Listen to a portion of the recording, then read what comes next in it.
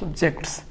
तो यहाँ पे कुछ क्वेश्चन दिया गया है जिसमें से यहाँ पे पढ़ना है और आप लोगों को बताना है कि कौन सा सेट है या नहीं। कैसे बताओगे? तो सभी को जाके पूछना है, सबका जवाब अगर सेम आया तो वेल डिफाइंड है, और वेल डिफाइंड है तो वो सेट है। अगर वेल डिफाइंड नहीं आएगा, सबका जवाब अलग अलग आएगा, तो वो सेट नहीं है। ठीक है, तो यहाँ पे चलो स्टार्ट करते हैं। यहाँ पे 1 नंबर का क्वेश्चन है, the collection of all month of the year. एक साल में जितने भी महीने होते हैं वो एक सेट है कि नहीं, तो जाके पूछेंगे। सबसे पहले पता करेंगे वेल डिफाइंड है कि नहीं, तो किसी जाके पूछो, राहुल से पूछो कि एक साल में कितने महीने होते हैं, कौन कौन सा होते हैं, वो जनवरी टू दिसंबर बोलेगा। ठीक है, किसी और से भी जाके पूछो तो सेम आंसर आएगा, किसी और से भी जाके पूछो तो सेम आंसर आएगा। तो सभी का आंसर सेम आ रहा है, इसका मतलब वेल डिफाइंड है, इसका मतलब ये सेट है। यस, दिस इज सेट, एक सेट है। ठीक है, अब अगला क्वेश्चन देखो, the collection of all positive integer. जितने भी पॉजिटिव इंटीजर है, पॉजिटिव इंटीजर मतलब जो 1 से स्टार्ट होता है, जीरो ना पॉजिटिव है ना नेगेटिव है। ठीक है, याद रखना, जीरो ना पॉजिटिव है ना नेगेटिव है, 1 से स्टार्ट होगा। 1 2 3 4 5 6। इंटीजर तो माइनस इनफाइनाइट से प्लस इनफाइनाइट तक होता है ना। इंटीजर जो होता है वो माइनस इनफाइनाइट से लेकर डॉट डॉट 0, यहाँ पे उसके बाद 1, इसके बाद 2 डॉट डॉट, हिसाब से प्लस इनफाइनाइट तक होता है। तो ये जो है ना पॉजिटिव इंटीजर है। ठीक है, 1 2 3 4 स्टार्ट होने वाला। तो किसी से भी जाके पूछो पॉजिटिव इंटीजर तो 1 से स्टार्ट होकर इनफाइनाइट तक ही बोलेगा।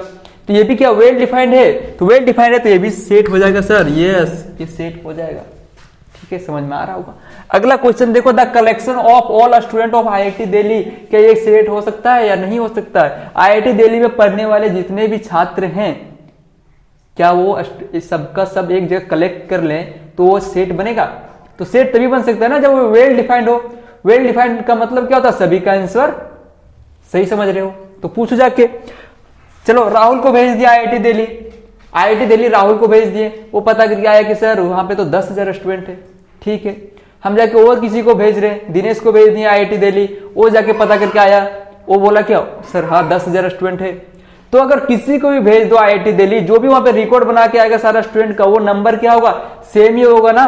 तो सेम होगा, इसका मतलब सबका जवाब सेम ही आ रहा है, तो ये भी क्या एक सेट हो जाएगा। उसके बाद अगला क्वेश्चन देखो, the collection of beautiful girl of the world. Beautiful girl of the world, दुनिया के जो भी सुंदर सुंदर लड़कियां हैं, क्या वो सेट बन सकता है? आप लोगों को लग रहा होगा हाँ सर बन सकता है ना, सभी का सुंदर सुंदर लड़कियों को एक जगह जमा कर देंगे वो सेट बन जाएगा। लेकिन ऐसा नहीं होता है। सुंदर लड़की मतलब क्या?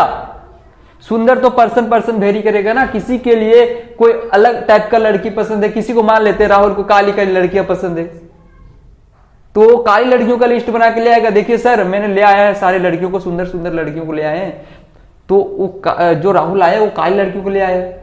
अगर मैं इसी को दिनेश को जाके भेजूं और बोलूं कि सर बना के लाओ सुंदर सुंदर लड़कियां, उसको तो गोरी गोरी लड़कियां पसंद है, तो वो क्या करेगा? गोरी गोरी लड़कियों का एक बना के ले आएगा लिस्ट, देखिए सर ये सुंदर लड़कियां।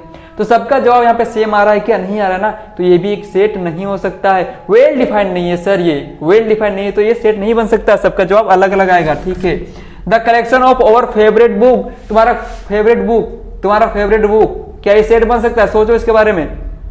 मेरा फेवरेट बुक, मान लो मेरा फेवरेट बुक मैथमेटिक्स है, किसी और जाके पूछे कि बताओ फेवरेट बुक क्या है, वो केमिस्ट्री बोलेगा। किसी और जाके पूछे फेवरेट बुक क्या है, वो बायोलॉजी बोलेगा। ठीक है, तो क्या हो रहा है यहाँ पे? Person to person answer vary करने लगा है, अलग अलग जवाब आ रहा है। सर अलग अलग जवाब आता है तो वेल डिफाइंड नहीं होता है वो, और वेल डिफाइंड नहीं है तो सेट हो ही नहीं सकता ना, तो ये सेट नहीं है। तो the collection of beautiful girl, ये भी सेट नहीं है और ये भी सेट नहीं है। The collection of our best friend, तुम्हारा बेस्ट फ्रेंड। अब तुम्हारा बेस्ट फ्रेंड जो है उसका, तुम्हारा बेस्ट फ्रेंड का नाम मैं कैसे जान सकता हूं? मेरे लिए तो अलग कुछ होगा बेस्ट फ्रेंड, किसी के लिए अलग कुछ बेस्ट फ्रेंड होगा, तो किसी का भी आंसर एक जैसा नहीं आएगा, सबका पर्सन वेरी करेगा बेस्ट फ्रेंड के मामले में। ठीक है, तो ये भी एक सेट नहीं बन सकता है, तो ये भी एक सेट नहीं है, वेल डिफाइंड नहीं है, तो ये सेट नहीं है। The collection of favourite chapter in math में जो चैप्टर है उसमें से फेवरेट चैप्टर, क्या ये सेट बन सकता है? इसके बारे में सोचो। क्या सबका जवाब सेम आएगा? मान लो किसी को इंटीग्रेशन, किसी को डिफरेंशिएशन, किसी का सेट, ये 3 उसका फेवरेट चैप्टर है, तो जरूरी है कि मेरा भी वो फेवरेट होगा? वैसे मेरा तो सारा फेवरेट है, वैसे किसी और के जाके पूछे तो क्या वो भी बताएगा सेम कि सर मैं सेट, इंटीग्रेशन, डिफरेंशिएशन ये फेवरेट है? नहीं, सबका फेवरेट चैप्टर अलग अलग होगा, तो ये भी वेल डिफाइंड नहीं है, तो वेल डिफाइंड नहीं है तो ये भी सेट नहीं हो सकता है, तो ये भी सेट नहीं हो सकता। उसके बाद the collection of all hard subject, जो भी हार्ड सब्जेक्ट है क्या उसको सेट मान सकते हैं? अब बताओ दुनिया में कौन सा हार्ड सब्जेक्ट है? किसी स्टूडेंट के जाके पूछे तो उसको बोले सर मेरे लिए कोई हार्ड सब्जेक्ट नहीं होता है, सब मेरे लिए अच्छा है। किसी को जाके बोले सर सब हार्ड चैप्टर है, सब हार्ड, ये पढ़ाई उड़ाई ना भ्रम चीज है, ये पढ़ाई उड़ाई कुछ होता नहीं है, सब हार्ड चैप्टर है। वो किसी जाके पूछे बोले मैथ हार्ड है, किसी को जाके पूछेंगे केमिस्ट्री हार्ड है, तो हार्ड ये सब कुछ होता नहीं है, ठीक है। वो प्रैक्टिस पे डिपेंड करता है कि कितना कौन किस पे प्रैक्टिस किया है। तो ऐसे भी अगर हम यहाँ पे देखें तो सबका जवाब अलग अलग आ रहा है, इसका मतलब वेल डिफाइंड नहीं है सर, वेल डिफाइंड नहीं है तो ये सेट नहीं हो सकता है। तो अब समझ में आ गया होगा किसको हम सेट बोल रहे हैं मैथमेटिक्स में, किसको सेट नहीं बोल रहे हैं। यहाँ पे कुछ क्वेश्चन लिया गया है, आप लोग पढ़ लिए होंगे। तो क्वेश्चन क्या है, कन्वर्ट इनटू रोस्टर फॉर्म। कुछ क्वेश्चन यहाँ पे लिया गया है जो कि सेट बिल्डर फॉर्म, जो कि यहाँ पे सेट बिल्डर फॉर्म में लिखा हुआ है। सेट बिल्डर फॉर्म का लिखने का यही स्टाइल है ना, यहाँ पे एक एलिमेंट लिखते थे, सेमीकोलन, कुछ रूल लिखते थे, कुछ कंडीशन लिखते थे। तो ये क्या लिखा हुआ है, एक सेट बिल्डर फॉर्म में लिखा हुआ है जिसको हमें रोस्टर फॉर्म में कन्वर्ट करना है, ठीक है, रोस्टर फॉर्म में कन्वर्ट करना है। तो अब कैसे करेंगे इसको, सेट बिल्डर फॉर्म लिखा हुआ है, इसको रोस्टर फॉर्म में लेके जाना है। कैसे करेंगे, देखो रोस्टर फॉर्म में कन्वर्ट करने का तरीका क्या है। करली ब्रेसेस के अंदर क्या करना है हमें, करली ब्रेसेस के अंदर में जितने भी एलिमेंट है सबको कॉमा सेपरेटेड लिख देना है। बहुत ईजी होता है, बहुत ही ईजी होता है। जो भी यहाँ पे लिखा हुआ है उसको यहाँ पे एलिमेंट्स को जो भी आएंगे उसको कॉमा सेपरेटेड लिख देना है। तो क्या बोल रहा है, पढ़ लेते, एक्स क्या एलिमेंट है, ठीक है सर, यहाँ पे एलिमेंट लिखेंगे हम, क्या लिखेंगे एलिमेंट, वो यहाँ पे देख लेते। एक सीजन इंटीजर क्या है सर, इंटीजर है। इंटीजर तो माइनस इनफाइनाइट से प्लस इनफाइनाइट तक होते हैं, ठीक है। कंडीशन लिख लगा दिया है कि उतना नहीं लेना है भाई, माइनस इनफाइनाइट से लेकर प्लस इनफाइनाइट तक नहीं लेना है, तुम्हें -1 से लेकर 9 तक लेना है, -1 से लेकर 9 से छोटा तक लेना है, ठीक है। तो ले लेते हैं, तो -1, उसके बाद 0 होता है, उसके बाद 1 होता है, उसके बाद 2 होता है, उसके बाद 3 होता है, उसके बाद 4 होता है, उसके बाद 5 होता है, उसके बाद 6 होता है, 7 8 9 नहीं लेना है क्योंकि 9 से छोटा बोला है यहाँ पे, 9 नहीं लेना है यहाँ पे। समझ में आ रहा होगा ना, ठीक है, क्लियर बात है। अब इसी टाइप में इसको देख लो, अब इसमें भी उसी टाइप में क्या करेंगे, बी एक सेट है सर, बी एक सेट है, करली ब्रेसेस के अंदर में हम लिख देंगे, क्या लिख देंगे यहाँ पे, पढ़ के लिख देंगे, है ना। क्या पढ़ेंगे यहाँ पे, देखो क्या लिखा हुआ है, एक सीजन ओड इंटीजर, ठीक है सर, ओड इंटीजर, बहुत अच्छी बात है, ओड इंटीजर 1 3 5 7 2 से भागा नहीं जाता है, उसको बोलते ओड इंटीजर 1 3 5 7 9 11, इस टाइप से लिखना है। तो कितना दूर तक लिखे सर, कंडीशन देख लो, कंडीशन देख लो, 2 से क्या होना चाहिए, बड़ा होना चाहिए, -2 से बड़ा होना चाहिए, ठीक है सर। -2 कहाँ पे होता है सर, -2 ये तो 0 हो गया, यहाँ पे -1 होता है, -2 होता है, उसके बाद यहाँ पे 1 2 और इस टाइप से चलेगा इनफाइनाइट तक। तो -2 से बड़ा, इधर मत चलना, इधर छोटा हो जाता है, -2 से बड़ा लेना है सर, -2 से बड़ा मतलब यहाँ से बड़ा लेंगे हम यहाँ पे, और सभी ओड को लेना है।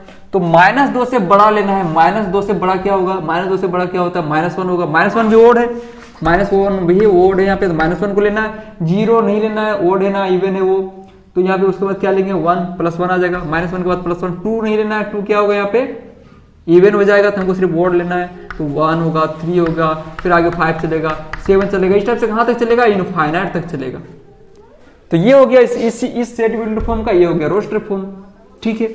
अब इसी टाइप में सी को कर लेते हैं, सी एक सेट है, करली ब्रेसेस के अंदर में क्या लिखेंगे, यहाँ पे पढ़ लेंगे सर क्या लिखा हुआ है, वही लिख देंगे। एक सीजन नेचुरल नंबर, अच्छा नेचुरल नंबर लिखना है, नेचुरल नंबर तो पढ़ चुके हैं, 1 से स्टार्ट होकर कहां तक चलता है, इनफाइनाइट तक चलता है, तो उतना लिखेंगे क्या सर, नहीं, देखना है यहाँ पे कंडीशन क्या बोल रहा है, 5 से 26 के बीच में लिखना है, 5 से 26 के बीच में लिखना है, लेकिन 5 से बड़ा लेना है, यहाँ पे इक्वल्स का साइन नहीं लगा हुआ है, तो हम 6 से स्टार्ट कर लेंगे, क्या दिक्कत है, तो 6 से स्टार्ट कर लेंगे, 6 7 8 9 10 11 डॉट डॉट, इस टाइप से कितना दूर तक लिखना है, यहाँ पे 26 तक, 26 को लिखना है, इंक्लूड करना है 26 को, क्योंकि 26 में यहाँ पे इक्वल का साइन लगा हुआ है।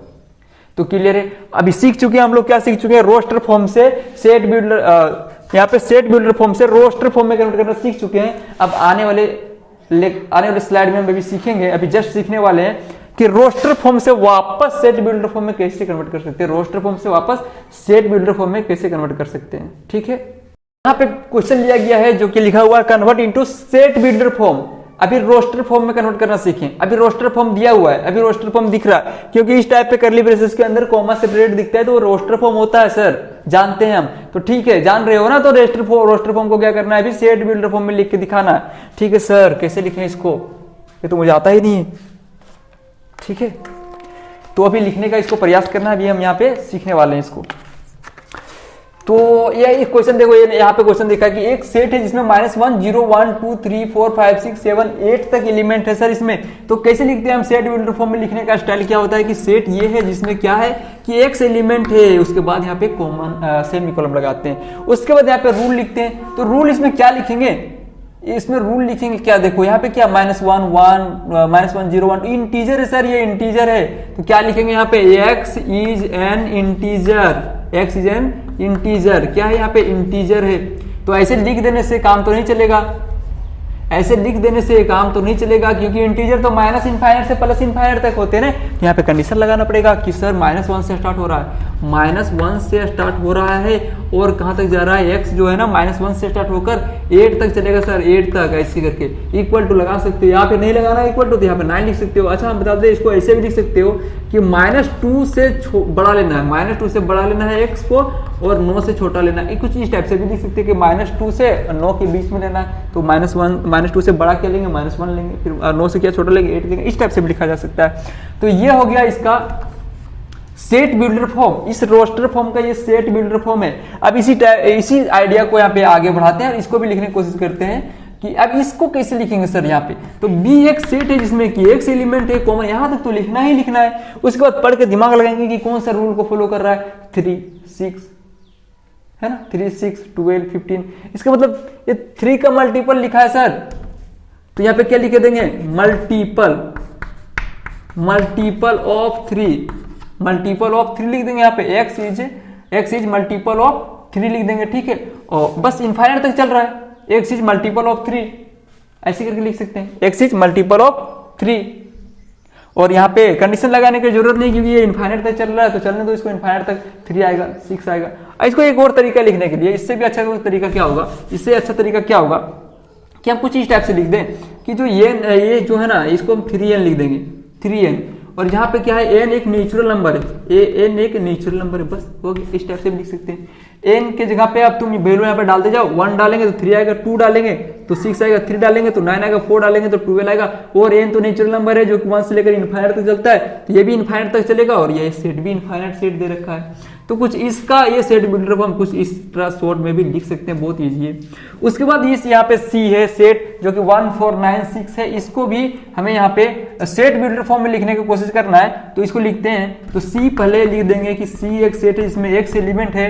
अब ध्यान से इसको ऑब्जर्व करना है, क्या लिखा हुआ? 1 लिखा हुआ है, फिर 4 लिखा हुआ है, फिर 9 लिखा हुआ है, मतलब 1 का स्क्वायर लिखा हुआ है, 2 का स्क्वायर लिखा हुआ है, 3 का स्क्वायर लिखा हुआ है। अच्छा समझ में आ गया सर, ये क्या लिखा हुआ है? ये तो n का स्क्वायर लिखा हुआ है, n का स्क्वायर लिखा हुआ है। और n क्या है?